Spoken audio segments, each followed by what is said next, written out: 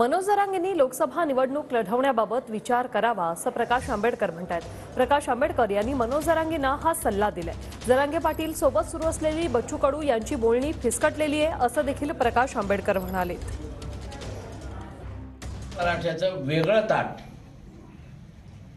आरक्षणाचं वेगळं ताट हे निर्माण करायचं असेल तर जरांगे पाटलांनी आंदोलनाबरोबरच राजकीय भूमिका घेतली पाहिजे आणि लोकसभेच्या संदर्भातलं त्यांनी भूमिका घेतली पाहिजे, जेणेकरून या गरीब मराठ्याचा आवाज जो आज जरांगे पाटील रस्त्यावरती उभा करतात आहेत तो उद्याच्या लोकसभेमध्ये सुद्धा गेला पाहिजे, तिथेही प्रतिनिधी गेला पाहिजे।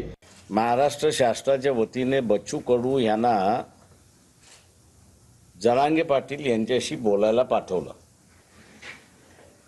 परंतु ती असारी बोलणी अयशस्वी झाली अशा रीतीचं निरोप आहेत, माहिती आहे।